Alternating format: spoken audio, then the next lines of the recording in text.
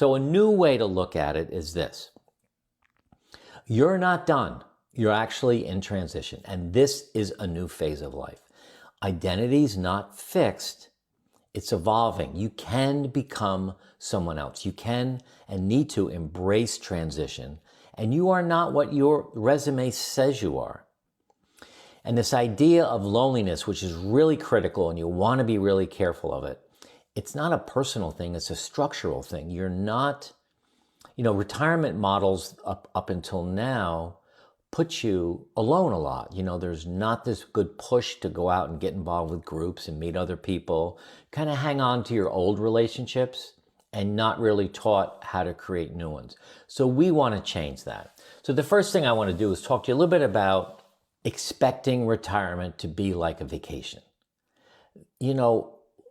When we're working, we all save up for our vacation. 2 weeks, 3 weeks, whatever it might be. If you have 4 weeks a year, maybe you take 2 in the summer, 1 at holiday time, 1 in the winter. And that's always a great escape.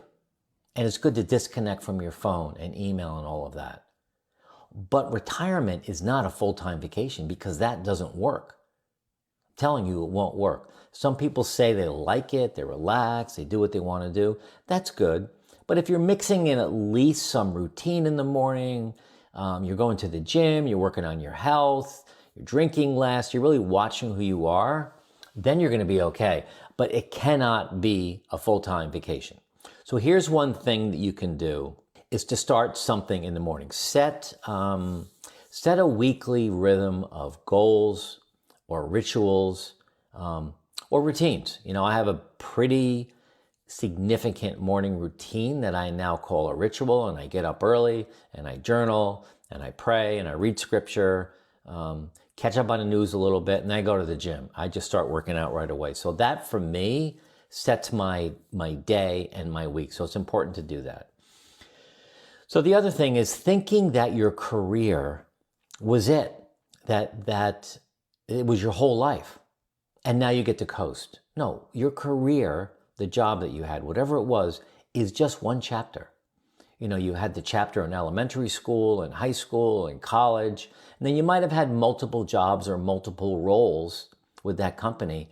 Those are just chapters and they end, and now there's a new beginning. And that's why we call this the discovery years instead of retirement. We don't use that word anymore, Jody and I. And these discovery years are the time when you can actually learn really who you're meant to be and what you're meant to do and how you can help others and go on vacation and slow down a little bit and play pickleball and play a little more golf. But it can't just be golf, pickleball, lunch, and dinner. There's got to be more to it. So one of the things you could do is to think about writing a personal mission statement for this chapter.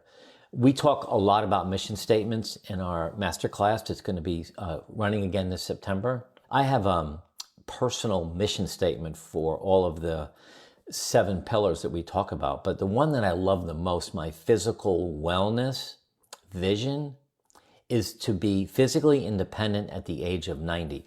And that vision statement drives me to go to the gym, eat right, drink less, work on my mind, because that's really important to me. All right, the third thing I want to talk about is how most men ignore their emotional health. And this is a significant problem, more for men than for women. Men are creatures that really don't like to share. They don't like to open up. They don't like to be vulnerable. I don't know about you, but I don't always like to be vulnerable because I feel like I might get judged or criticized. I don't always feel safe. But the way to work on your emotional health is find at least one person, if not a few. And if it's your wife or your husband or your partner, that's great, or a child. And learn how to be vulnerable and to open up so that you're not carrying a burden around. And I'm such a huge believer in journaling every morning. I write down my 3 gratitudes, 1 self-affirmation about myself that I'm good at, good dad, good husband, good YouTuber, and then 3 things I'm looking forward to today. And that just sets my day for my emotional health, that I'm positive, I'm up, and I'm not sad. Because I can get sad. I can wake up and be sad. And the first person I go to when I feel that way is Jody. And I tell her, I'm having a tough morning. I'm feeling sad. Can we talk about it? She always pulls me out of it, which is great. The fourth thing I want to talk about is, in this discovery phase, when you leave your career, relationships don't maintain themselves. They just don't. Now, there are some, like some of my college roommates, some of my early mentors, some of my relatives, they maintain themselves. My college roommates, I can get together once a year and it's enough. We talk 3 or 4 times a year. It's good. But you're going to lose relationships. You're going to lose the people at work. And you can keep some of those alive, but it's up to you and me and us to work on that, to make a concerted effort to build those relationships. So one thing that you can do is to make a list of your most significant relationships, mentors, particularly if there's an older person in your life that had an influence on you.